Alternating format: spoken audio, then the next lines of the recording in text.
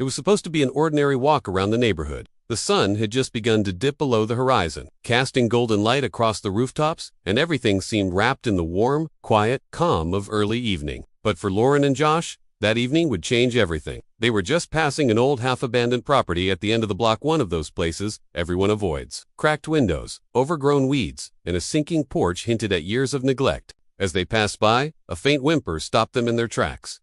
It wasn't the sound of a cat or bird. It was a cry, desperate and trembling. Josh turned to Lauren, brows furrowed. "Did you hear that?" he asked.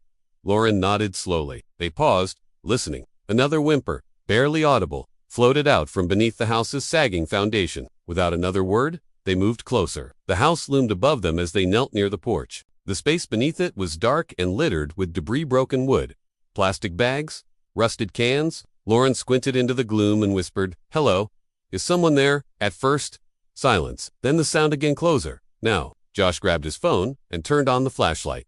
That's when they saw it. Two wide, fearful eyes reflected the light back at them. A puppy, skin pulled so tightly across its bones you could count every rib. Its tail, barely more than a string, gave a hesitant wag before curling back under its frail body. The couple gasped. It didn't even look like a puppy at first, just a ghost of one. Dirt caked its fur, and its face was sunken, eyes dull with exhaustion and hunger. How it had ended up there, alone under that abandoned house, was a mystery. But in that moment, there was no question about what they had to do. Josh reached out gently, calling softly, but the puppy flinched, retreating deeper into the shadows. It was terrified. Lauren tried tossing a piece of granola bar she had in her pocket toward it, hoping the scent might draw it closer. The little creature sniffed at the air but didn't move. Whatever it had been through, it didn't trust kindness, not yet. "We need to get help," Josh whispered, "but we can't leave it here. What if something happens to it overnight?" Lauren's eyes brimmed with tears. "I'm not going anywhere." They stayed on the ground for what felt like forever, coaxing, whispering, offering food, anything to show the pup it wasn't alone anymore. And slowly, inch by inch, the tiny creature began to crawl forward. Its movements were weak, trembling. When it finally reached Lauren's hand, it didn't even try to run. It collapsed against her palm, as if giving in, as if saying, "Okay, I'm done fighting." Carefully, so gently it hurt, Lauren scooped the puppy up into her arms. Its body felt like nothing, just skin, bone, and sadness. It didn't even resist. It just lay there, too tired to protest. Josh wrapped his hoodie around it, and they hurried home, hearts pounding, both scared and hopeful. At their apartment, they laid the pup on a towel and gave it a small bowl of water. It drank slowly at first, then greedily. Lauren's hands trembled as she watched. "We're going to get you through this," she whispered. "I promise." The next morning, they took the puppy they'd started calling Willow to the vet. The receptionist's face fell when she saw them come in. "Oh my goodness," she murmured. The vet came out almost immediately, kneeling by Willow with a practiced, yet deeply concerned look. After a long examination, the vet sighed. "This little one's been through a lot. Severe malnourishment, likely abandonment. But there's hope. She's a fighter. She just needs love, food, and time." And so began the long, quiet journey of bringing Willow back to life. The first few days were the hardest.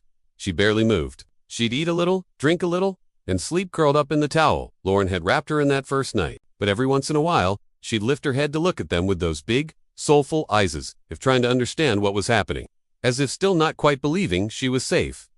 As the days turned into weeks, tiny changes appeared. A wag of the tail, a bark horse, and barely there, but a bark nonetheless. She began to follow them around the apartment on shaky legs, collapsing often but trying again and again. Josh began documenting her progress in a small notebook. Day 4. She licked my hand when I gave her water. Day 9. Played with a sock for 3 whole minutes. Day 13. First tail wag while eating. That was new. Each milestone, however small, felt like a victory. It wasn't just about survival anymore. Willow was choosing to live. By the 3rd week, her ribs were no longer visible. Her fur, once patchy and matted, began to thicken. She started to show personality, mischievous, curious, deeply attached to her rescuers. Lauren joked that Willow had become her little shadow, never more than a few steps behind. The couch became her throne, where she'll de-curl up in a tight little ball and drift into dreams that didn't seem haunted anymore. Sometimes, she'd twitch in her sleep, little paws paddling through imagined fields, no longer trapped beneath a cold house. People in the neighborhood began to notice, too.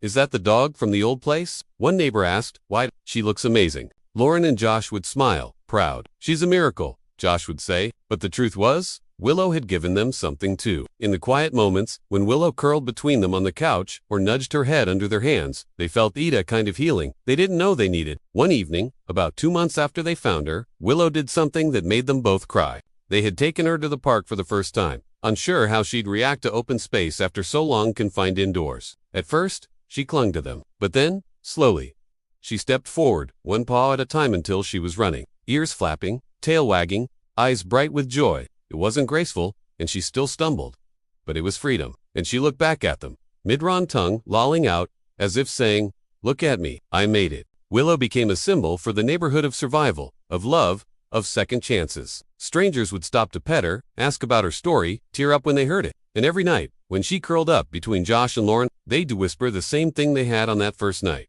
"You're safe now." They never found out how she ended up under that house. Maybe someone had dumped her there, or maybe she had crawled in herself, seeking shelter from a world that had been too cruel. But none of that mattered anymore. What mattered was that she had been found, that two hearts had listened to a whimper in the dark and answered with everything they had, and that a life, once nearly lost, had bloomed again. Skinny bones turned to wagging tails, fear turned to love, and silence turned into joyful barks that filled a home. In a world often too busy to notice the quiet cries, this was a reminder that sometimes all it takes is to stop, listen, and reach out. Because sometimes the smallest, skinniest creature hiding beneath the shadows can hold the biggest story of hope. Willow was no longer just the puppy under the house. She was family, and she was finally, beautifully, home.